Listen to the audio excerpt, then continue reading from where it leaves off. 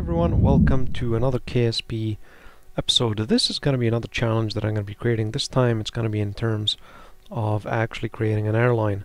As you do know, there's a lot of space programs out there. That meaning the price of the actual space programs to fly to space is very cheap for Kerbal kind. Unfortunately, they don't have the same luxury of being able to travel within Kerbal. Ironically enough, the Kerbals were getting pretty pissed off, so they have created this challenge, of course, to promote the actual travel within the actual Kerbal planet for the beautiful green Kerbals. Now, this challenge is going to be based on a few things. There's going to be different classes of planes. The classes of planes will be categorized in terms of how many actual Kerbals that plane holds. Now, a few things, a few base rules to get set down. The plane has to be able to take off and land plenty of time, so you can't have solid rocket boosters to help you boost up and take off. You can't have any of that stuff. The plane literally has to be able to take off and land as many times as it has to do. And of course, finally, the plane obviously needs to have a docking port to be able to refuel. Now, once you do have the capability of refueling, for example, I'll show you mine. Here's mine. And then you do have, you can say, a permitted plane that actually gets accepted into this challenge. Now, it really depends on your design and how and what type of class you'd want to design your plane. I decided to make it into separate classes so you're not pretty much limited in terms of how strong your computer is.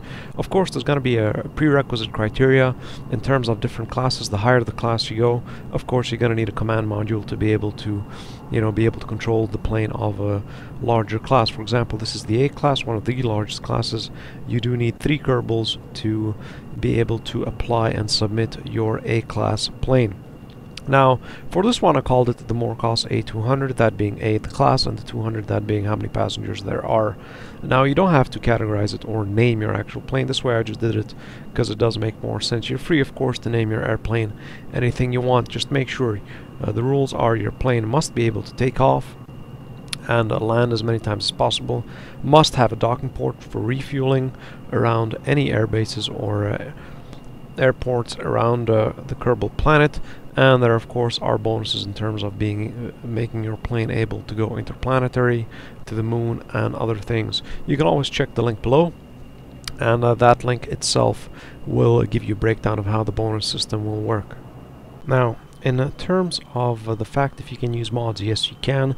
There will be a separate mod section with, of course, the actual categories with its own high score list for the mods.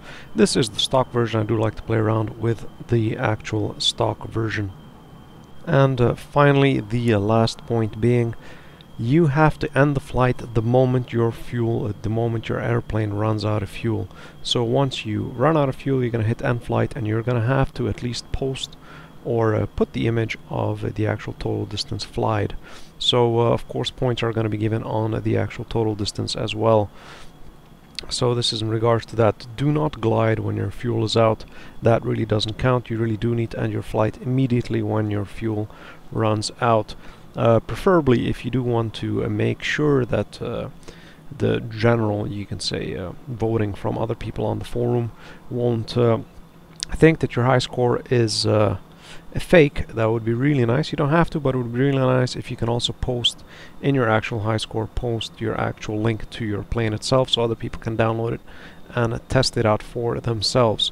This way, in case the actual results may not be, people won't think that it's actually a true result, then they can test it out themselves and see for themselves how that is going to run. So I pretty much hit my altitude here. I am going to be breaking down now. I don't want to burn up, so we are going to be decreasing altitude for a bit now. There we go. Altitude's coming down. We have just saved our actual engines, so that's great. And we are going to be leveling out around the 15,000 meter mark. I did go a little bit high.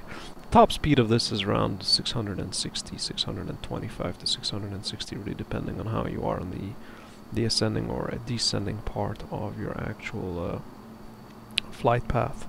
So that's pretty much it. Now we're going to be trying to break our actual, we're getting a little bit too low. Okay, And we're nearly there with 381 fuel units, so still got quite a bit to go.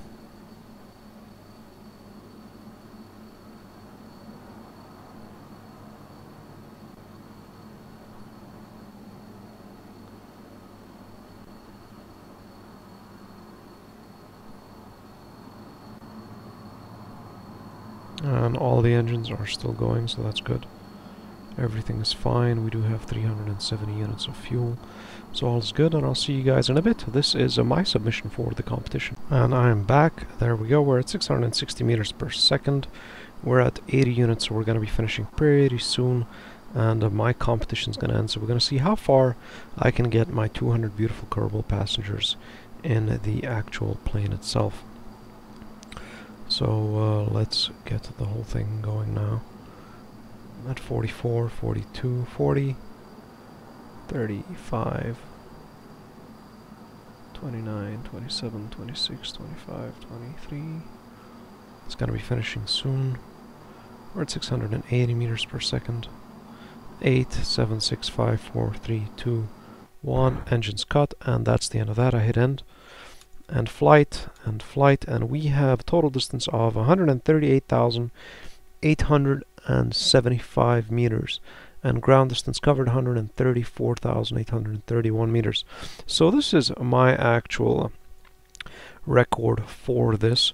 Of course, you don't only get bonus points for the distance travel, but you get, of course, bonus points for the amount of Kerbals that you managed to take at that distance. So I hope you guys liked my actual plane and sort of semi-showcase, including the actual, you can say, challenge, and I'll see you guys next time. Bye.